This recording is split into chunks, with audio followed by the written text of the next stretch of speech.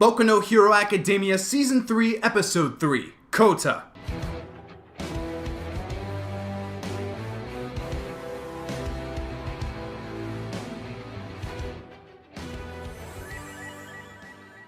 My god, the ending to this episode. Oh boy, that caught me off guard, I'm not gonna lie. What is going on, everybody? It is Show, back at it once again with another My Hero Academia review. Today we're talking about Episode 3, Kota. Now, I don't really know why this episode is called Kota. I mean, we get a little bit about him, just a little bit. We get a good little interaction between him and Deku.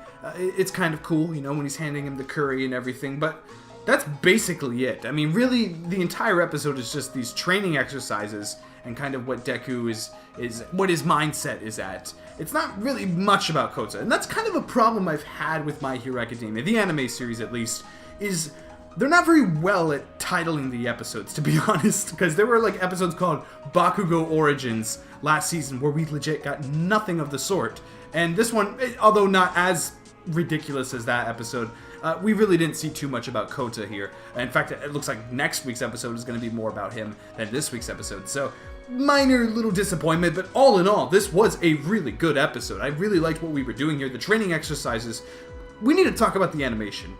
Bones is, I don't know what their budgetary state is, because they have like another series that they're currently animating that also looks really, really good. Masotan, I believe.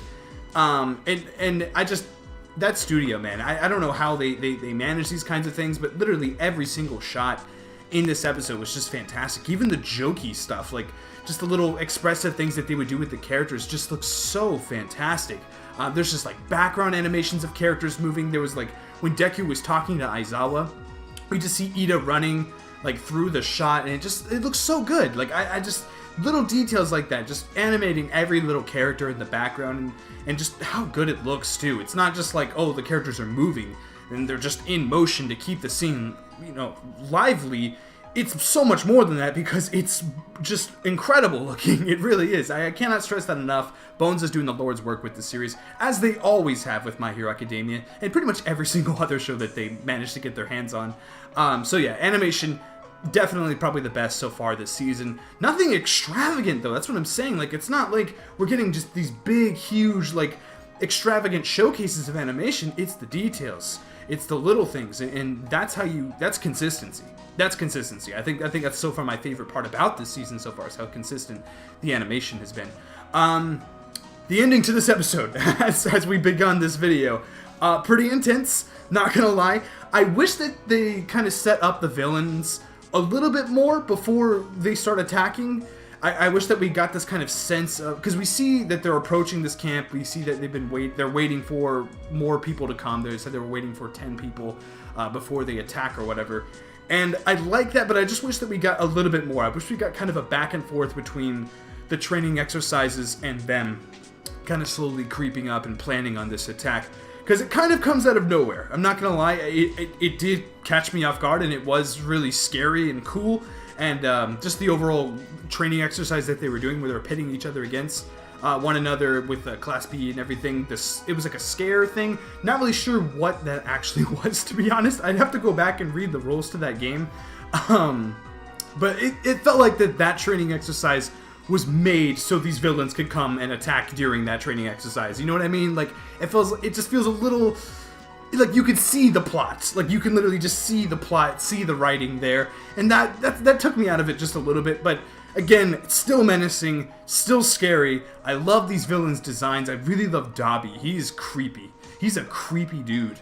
And this quirky has these black flames. Apparently they're like poisoning. Also, this track that played, really creepy. Like, it was like this weird, like, metal kind of screamo stuff going on. At first I thought that was the quirk and it was doing that to them, but it was actually the OST. And that's one of the parts that caught me off guard the most, honestly. That's where I was like, whoa, what is this? This is insane. And I really like this OST. It's really good. There's some good shining moments in this episode and how they utilize the OST. But this part especially, it just catches you off guard. Like, you're not expecting that kind of track to play in this kind of series, and it does, and it works really, really well. It's really, really creepy. We see immediately that this is bad news. Like, we're in a bad state right now, and I like that. I like how we're already thrusted into this, and there's no we're not safe. Things are going to hit the fan in next week's episode. Looks like Deku is going after Kota now because he knows that he's at his hideout or whatever.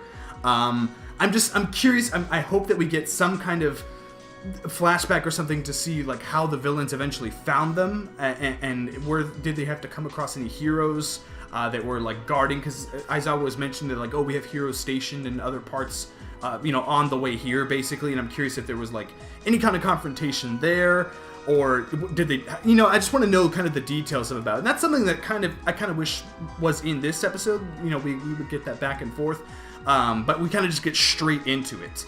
And that's something that I kind of love and kind of dislike about My Hero Academia, is how fast it is. Like, if this was Naruto or One Piece or Hunter x Hunter, this episode would have been like 3 episodes. The first episode into this arc, episode 2, that would have been like 5 episodes. So, in a way, I do like it. It's a very fast-paced, type of storytelling, and that's very entertaining. But it's very fast, and it's like you kind of have to like. You gotta. It's hard to keep the pace straight. It really is, because sometimes things move a little too fast in certain areas. But yes, I like the sort of monologue that Deku's dealing with in this episode. I like this kind of like, oh, I want All Might here. I want All Might to show him, like show Kota that like, yes, their heroes are here for a reason. That because he taught him that. He taught Deku that he could be a hero, even though he doesn't have this quirk. And I kind of like that, and I like the conversation he had with Todoroki as well.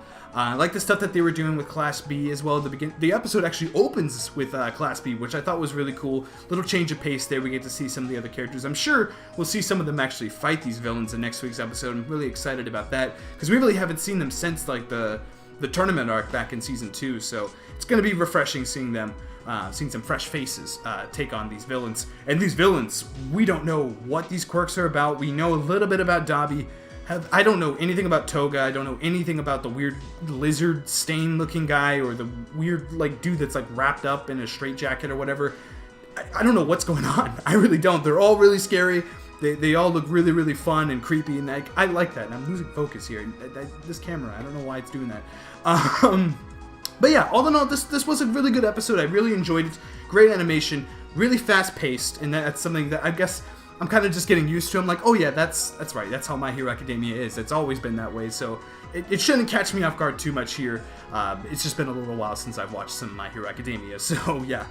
Anyway, yeah, comment down below. Give me your thoughts on this week's episode of Boku no Hero Academia. Let me know what you think of these villains, and what do you think is going to happen next? I mean, I know a lot of you guys are probably manga readers, so you already know, but for everyone that's not, let me know what you think is going to happen next. What do you think of the whole Kota thing, too? Like, I wish we got a little bit more on him. I wish we got a little bit more of kind of the build up to these villains. Do you agree with me there, or do you think that this kind of works, this kind of fast-paced nature? Do you think that that's okay? Comment down below and give me your thoughts and let me know. And also, you can hit the like button if you enjoyed anything that I had to talk about today. And also, please be sure to subscribe for more content like this and many, many other things as well. Darling the Franks is later today. Golden Kamui's on Monday.